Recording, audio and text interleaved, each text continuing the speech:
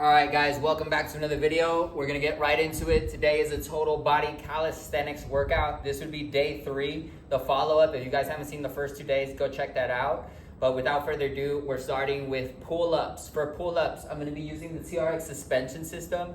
For you guys, if you have a bar, obviously that would be a little more stable. So just think about that. I'm just gonna do it on the TRX for demonstration purposes, but we're starting with pull-ups. If you guys need help in assistance or getting your first pull-up, start with something like this. I'm gonna be using the assistance of the lower body. I'm gonna get a full stretch all the way down. I'm gonna take a deep breath in, pull the shoulder blades back and down, and then I'm gonna pull my torso straight up, keeping the shoulder blades retracted in the press. Take a deep breath in again, exhale as you pull up, squeeze, and then slowly come on down. It also makes a difference if I pull neutral or even supinated. Depending on what area of your back you want to target will determine how you set up. I would say work on all 3 different grips. The one that's hardest for you, clearly that's where your focus should go. We're gonna move on to chest, to the floor, pseudo push-ups. So pseudo push-ups are basically push-ups on the next level. Push-ups on steroids. We're just gonna take the push-up to another level. We're gonna be using a lot more of the shoulder and some of the biceps and even the tricep, the medial head. So we're gonna set up in the supinated grip or even side, just like this. Boom, boom. Deep breath in, descend all the way down, press. Breathe in, breathe out. Breathe in, breathe out. I don't want to lock out entirely because then my tricep can take over. But to get the best of both worlds, I'll do some where I don't lock out, and then I'll do some where I actually do lock out. This movement alone will help with the planche. If you guys are trying to get your first planche, something like this, where you're fully extended, feet off the floor, the pseudo push-ups are a great way to start building up the necessary strength to be able to eventually do that. Okay, so we went over back, we went over chest. Last time I showed you guys a pike. You guys remember your pikes, your walk in, walk out, your pike push-ups? So let's progress that. Let's do a pike elevation today. I'm gonna use dumbbells to help stabilize and just for a little bit of elevation because it's a lot easier the more elevated I am. Directly on the floor is a bit challenging. So if you're not quite at that level, we'll use dumbbells or some type of elevation to get you guys up. So I'll set up, hands right on the dumbbells, boom, pike, and then same thing, leaning forward. And then from here, it's almost like I'm gonna kiss the floor. So up, hold, up, control, back down. Obviously the hat's getting in my way, so let's switch it up, same thing. And then stabilize, same thing, shoulder blades back and down, good, elbows tucked in. And then all I'm gonna do, push my weight forward until the feet come up. Core.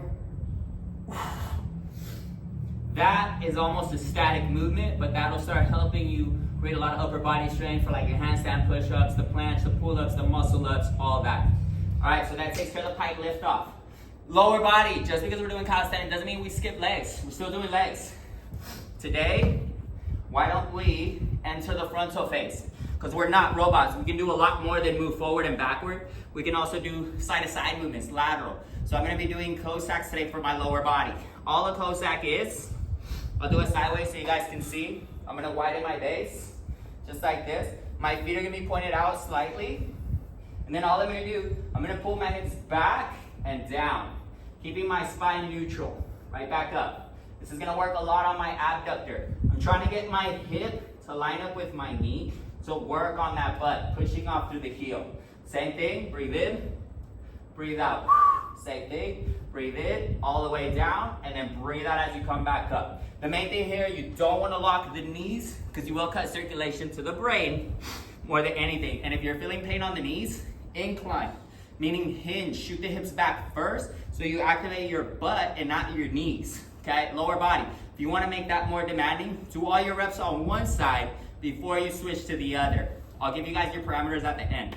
The last thing we'll do is core as always. Why don't we go over or progress what we've been doing? The hollow body hold, the first one I ever showed you guys in video 1. Let's take that to the next level. Let's add motion. Let's do banana rolls for the first one. So all a banana roll is basically going from a hollow body to a Superman. And I'm trying to refrain from touching the floor. So I'm gonna be fully extended. There's a little bit of space between my lumbar and the floor. My objective is to close the gap. Take a deep breath in. Ready? Up, squeeze. And then roll over. Don't touch the floor. Same thing. Back into hollow body. Over. Don't touch the floor. Floor is hot. Floor is lava. Roll. All core. Same thing. Breathe in. Breathe out. Try these out. Banana rolls. Great for overall core development. The last one I'll teach you guys for today, want to target more of the lower ab region. Same setup, essentially. One leg up, one leg down. I'm gonna now lift my pelvis. Breathe in, breathe out. All lower abs. Breathe in, breathe out. Inhale, exhale. Breathe in, breathe out. And I'm looking down the entire duration. I don't want my neck down because I can stress my cervical. Pushing the lower back down every time we lift up. Very similar to kind of these, the rockers. These are freaking amazing. You're keeping tension on the muscle at all time. Okay, so that's your total body regimen for today as far as the sets. Let's do 2 sets of everything, 10 to 12 hypertrophy. And then for the movements that you can't really get 10 to 12 on, like say it's a pull-up, or even this one, the pike lift off, bring it down to a number that challenges you. If you feel challenged at number 5 or number 6, and then rep number 7 gets iffy, you're done at 6.